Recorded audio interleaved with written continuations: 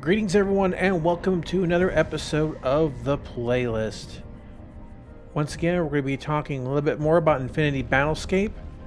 So as I put some more time into it, I've learned a lot more about the controls. So I'm going to show you a couple things, as apparently this base is getting pummeled mercilessly. They're trying to get to me here. Hey, come on, what the heck? Really? Fail. Alright, anyway, while that moron is stuck over there. That's weird. Alright, I am in a larger ship that has automated turrets. Let me show you a couple things real quick. There are radial menus. Whoa, get bumped around here. My ship's not even powered on yet. Power 6Cs. Okay, there we go. Turn lights on. Alright, so here, you basically what you do with the radial menu, there's 3 at the bottom, and when you bring the mouse cursor over it and you let go, as you see it's now got a little bit of a color on it. This means this is activated, so I'm going to turn all my guns. Like, you know what? This ship has turrets. Yeah, you get out of here. I was about to shoot him. Alright, and the next one over has quick communications. You could just... There you go. And the last one has systems. Now, you can overcharge your weapons, shields, or engine. Weapons will like double your fire rate. Shields will enhance the recharge, of course, of the shields, which is what I'm going to do, because apparently this base is surrounded. And of course, engines for more speed. Since everything basically pulls from the same power pool, it'll mean, of course, you pull power quicker and you have less for other systems if it needs to. For example, if your shields need recharging, it's going to pull faster and you're going to have less power, effectively speaking, for other things, because it's going to drain much faster overall. Obviously, warp.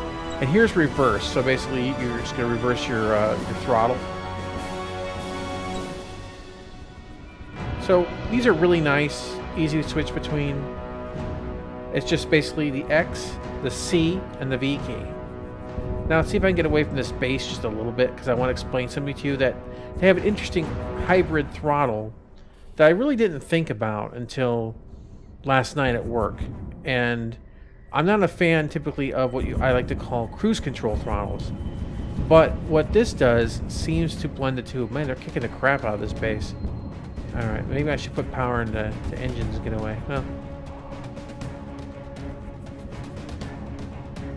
let's just get the hell out of here.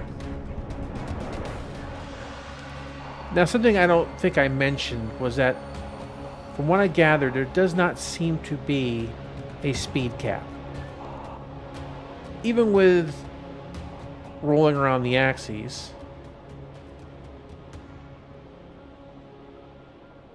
this reminds me a little bit of that PC game Big Rigs, but as you can see, I'm building speed. I better stop that before someone watching this video throws up. Go the other way. But it takes time to counter this motion.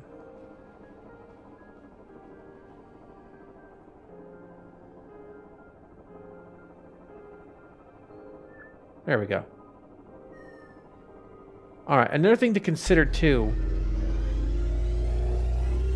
I don't know why it's engaging warp drive, but I never know what the conditions of the automatic warp drive are, but whatever. When you're doing warp, you see this little white bar on the right that I'm using the mouse wheel to scroll down. I'm setting the cap on that. So you can... I might help if I don't want to push forward on that. But that's another factor too. I'm pushing W right now. See, it's going past the bar. And now I'm pressing S. So it should go back underneath that bar. And that's an example of what I was talking about, the hybrid cruise control / acceleration throttle. Because if I leave it right here, it's just going to stay where I put it. But if I want to strafe or whatever, if I want to go a little bit faster and close a little bit more distance, I just press forward. and let go, or kind of just lightly tap the key to keep it basically where I want it. So it's a kind of interesting mix. It's a little bit like gives you the ability to press your foot down on the gas. Now I did have a few comments like, oh, it looks like it takes a long time to kill things. Like, not necessarily. You can kill ships pretty quickly. When I was doing the video, I didn't know how to launch missiles. I didn't know what it took to lock missiles. And right now, I am flying a heavier vessel. Let me show it to you. Now, what's different about this kind of vessel is that I don't directly control the guns. These are all automated turrets. I select the target, the turret's track, and then I fire. Obviously, with a ship like this, what becomes more important is positioning and systems management. Being that for a normal situation for a ship like this, I would want to maybe, because it's not a very maneuverable craft, go back to cockpit here. That's I have the power on shields here. And even right now, I'm going to click my weapons, nothing's happening, because I don't have anything locked. Looks a little bit like the Millennium Falcon, doesn't it? From this position. But these turrets will track behind you, in front of you. It doesn't really matter if they're on your 6 or not. Because as you can see, we'll go back here. They have the turrets placed pretty well. And when you catch them in a sweet spot, like if they're right, I wouldn't say in front of you, but in front of you off to a side a little bit, the turrets will, you'll see basically both turrets firing at the same time. So there's advantages to having them in certain positions. Another thing, when you're actually engaged in combat, when I was going back to what I was talking about with the cruise control mix / acceleration throttle, when you have a target and you're pursuing it, you can match speed, and then it will try to keep up with whatever changes the craft has, and from there you would use this cruise control, or not the cruise control, but from there you would use the acceleration throttle, like pressing the gas pedal to make changes to get closer, to pull back, or whatever. But when you let go, it's going to go back into a speed that aligns with your target. This allows for more traditional pursuing, like basically staying on their 6. Obviously in space, you can just turn around and fire. But as you look right now, see I'm turning really slow. There's 2 ways to turn faster. I can boost. Well, it's not going to do it right now because I'm in warp. Let me drop out of warp here. There we go. Alright. So I'm only turning like this. Or if I hit boost, you can see I picked up the acceleration on the rotation. Or if I do basically assist off, which is basically decoupled mode, you can see that I have much more turning. When I turn it back on, it slows back down. Using this in combination can help you get more precise shots in the right circumstances.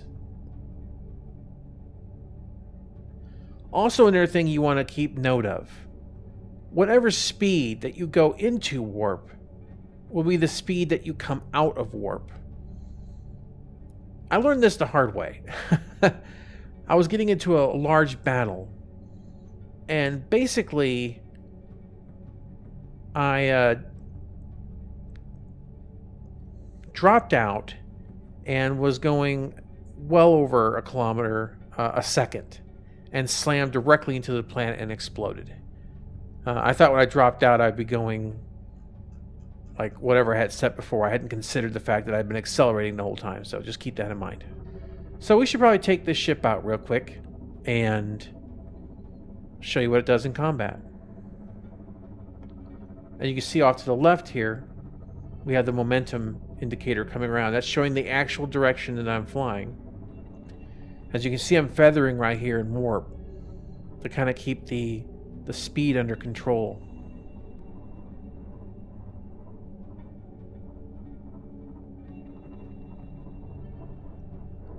It's really pretty easy to do.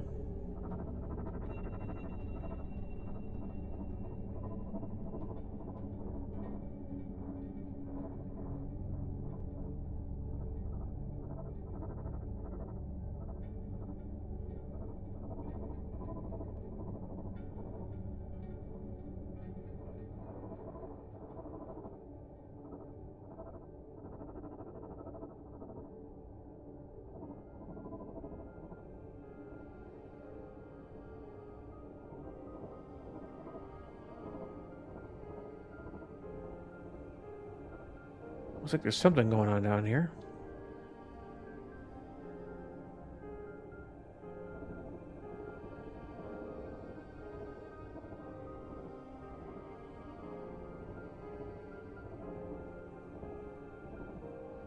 There's another player. Now that red bar coming down on the right, on the throttle side, that's the cap. As you enter atmosphere, basically you can only go so fast, and it's going to kind of push. See, it's pushing the speed down right now, even though my default white line is higher than that.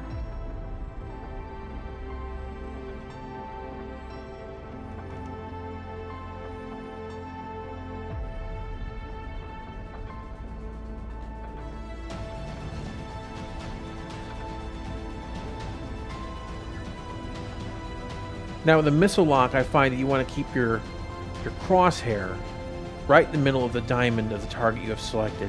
This ship will fire 2 missiles at the same time, which is enough to kill a fighter in one volley. So you can wipe out 5 fighters with this, just with the missiles alone. Now in the upper right, turn my head just a little so you can see it better. There we go. It says I have 1,865 credits. Now those capital ships and things you saw in the first video, those are flyable. You have to get credits from kills, and then when you're going to respawn, you can see Corvette, Carrier, Destroyer, Cruiser, Bomber, Interceptor. That costs money on the respawn. And of course, I'm not very good at the capital ships yet. I haven't played with them much. I seem to make myself a sitting duck. But, oh, goodness, I guess that guy got wiped out. I was coming down to help him too. And this crosshair here, not only is it a virtual stick, but it's how you select your targets. It's kind of dual function. I like it. Ah, crap. What is that? An incoming missile.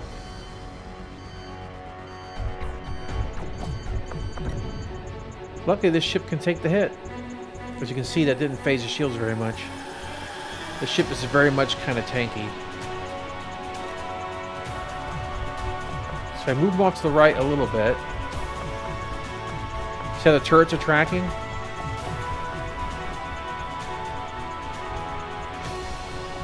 That's the nature of this ship.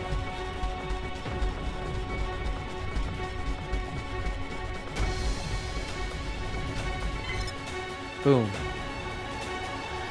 So this is not really a dogfighter, but just more of a bringing the artillery.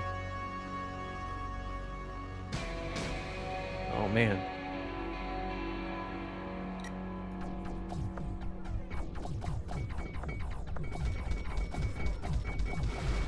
Oh man, he just rammed me. See, 2 missiles away right there. Boom. And you see my money now is over 2,000, so if I wanted to, I could, when I respawn next, I can pick a more powerful vessel. And I almost have to use that in quotations, because it really depends, I think, on how you play it. Because I have had way more success with a fighter or ship like this than I've had with the large ships, which I seem to just, frankly, suck at right now. But maybe that's because I get too close. Maybe it's because I just don't understand the nature of them. I'll have to play with them more. But they're so expensive that basically, until I get a pool of money built up, that I can just start buying them willy-nilly. But I like this ship because it's good for grinding out cash too. Now this ship is not good at turning, and it's got a lot of drift. And that's another thing too I want to mention. I was talking to a few of the developers about this game on their Discord, and the atmospheric flight is planned.